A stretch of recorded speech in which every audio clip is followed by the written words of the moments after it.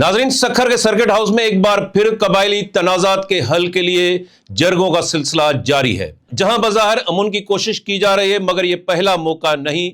ऐसे जरगे माजी में भी 12 मुनक़द हो चुके हैं। अहम सवाल यह है कि जब सुप्रीम कोर्ट ऑफ पाकिस्तान जरगों को गैर कानूनी करार देकर उन पर पाबंदी आयद कर चुकी है, तो फिर यह सिलसिला क्यों जारी है? क्या यह रियासती रिट को चैलेंज नहीं? जरगाई निजाम जो एक रवायत के तौर पर पेश किया जाता है, अमलन आईनी और कानूनी ढांचे का मुतबादिल बनता जा रहा है। इन जरगों में होने वाले फैसले अक्सर बुनियादी इंसानी हकूक और इंसाफ के असूलों से मुतसादिम होते हैं। सबसे बड़ा अलमिया यह है कि इन फैसलों पर अमल दरामद भी यकीनी नहीं होता, जिसके बायस तनाजात वक्ती तौर पर दब जाते हैं मगर खत्म नहीं होते। सवाल यह है कि क्या सिंध में कानून की हुक्मरानी वाकई कमजोर हो चुकी है या फिर उसे जानबूझकर कमजोर रखा जा रहा है? सिंध के कच्चे के इलाकों में कबायली झगड़े कोई नया मसला नहीं। दहाइयों से जारी इन तनाजात में सैकड़ों जानें जाया हो चुकी हैं, हजारों अफराद जख्मी हुए और समाजी ढांचा कमजोर पड़ चुका है। कमजोर अदालती निजाम और कानून के नफाज में नाकामी के बाद सजा और जजा का तस्वुर तकरीबन गैर मौसर हो चुका है। चुनाचे कुछ अरसे बाद जरगा होता है, फरीकेन वक्ती तौर पर शेर व शक्कर हो जाते हैं, मगर चंद महीनों या सालों में दोबारा वही आग भड़क उठती है। उसकी बुनियादी वजह वाज़ेह है, फैसले तो होते हैं मगर उन पर अमल दरामद नहीं होता। जरगाई निजाम रवायत या कानून का मुतबादिल। जरगा या पंचायती निजाम बरे-सगीर के मुआशरे की एक पुरानी रवायत है, जहां मकामी सतह पर तनाजात हल किए जाते हैं।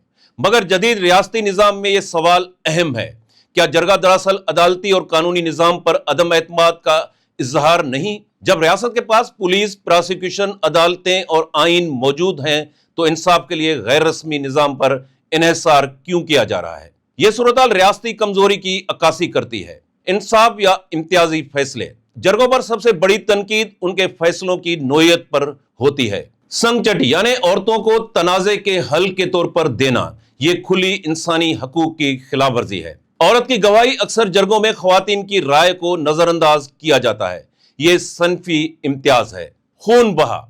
इंसानी जान का मुआवजा रकम की सूरत में तय करना, क्या जिंदगी की कीमत लगाई जा सकती है? और सबसे अहम बात, इंसाफ सबके लिए यकसा नहीं होता। गरीब के लिए चंद लाख, जबकि बासर फरीक के लिए करोड़ों का फैसला। कच्चे में बदअमनी जिम्मेदार कौन? कच्चे के इलाकों में बरसों से डाकुओं का राज रहा है। अगवा, लूटमार, कत्ल और कबायली झगड़े मामूल बन चुके हैं। सवाल यह है कि रियासत इस अरसे में कहां थी? कानून नाफिज करने वाले इदारे क्यों नाकाम रहे? अब जब सरेंडर पॉलिसी और जरगों के जरिए मसाइल हल करने की कोशिश हो रही है, तो यह सवाल भी अहम है कि ये इक़दामात पहले क्यों नहीं किए गए? सरेंडर पॉलिसी हल या आर्जी बंदोबस्त। हालिया सरेंडर पॉलिसी के तहत कई मुल्ज़मान ने हथियार डाले हैं, मगर इस पर भी सवालात उठ रहे हैं। क्या मुजरमों को रियायतें देना इंसाफ है?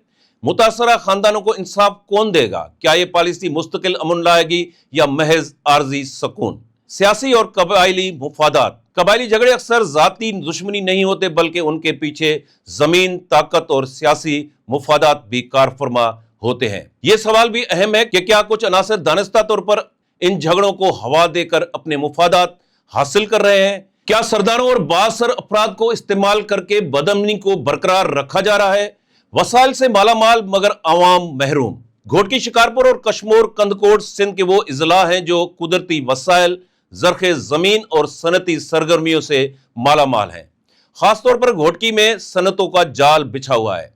ऐसे में यहाँ खुशहाली, मयारी तालीम और सेहत की सहूलियात आम होनी चाहिए थी, मगर हकीकत उनके बरअक्स है। वसाइल का फायदा महदूद तबके तक है, जबकि आम लोग आज भी बुनियादी हकूक से महरूम हैं। कबायली झगड़े, डाकू कल्चर और कमजोर कानून ने अवाम की जिंदगी अजीरन बना दी है। शिकारपुर जो कभी सिंध का पेरिस कहलाता था, आज बदअमनी की लपेट में है। कश्मीर में तो कई इलाकों में शाम के बाद निकलना भी खतरे से खाली नहीं। अहम सवालात। ये सारी सूरत-हाल कई बुनियादी सवालात को जन्म देती है। क्या सिंध में कानून की हुक्मरानी कमजोर हो चुकी है? क्या अदालती निजाम कबायली झगड़ों को रोकने में नाकाम है? क्या जरगे मुस्तकिल हल है या सिर्फ आर्जी सेटलमेंट? खवातीन और कमजोर तबकात को इंसाफ कब मिलेगा? क्या रियासती अमलदारी सिर्फ पॉलिसियों तक महदूद है? आइन, कानून और इदारों का असल किरदार कहां है? सक्खर का यह जरगा शायद एक बार फिर खून रेजी को वक्ती तौर पर रोक दे, मगर असल इम्तिहान अभी बाकी है। क्या इस बार फैसलों पर अमल होगा? جب تک قانون کی حکمرانی مضبوط نہیں ہوتی، ادارے غیر جانبدار نہیں بنتے اور انصاف سب کے لیے برابر نہیں ہوتا، تب تک ایسے جرگے عارضی مرہم تو ہو سکتے ہیں مگر مستقل علاج ہرگز نہیں۔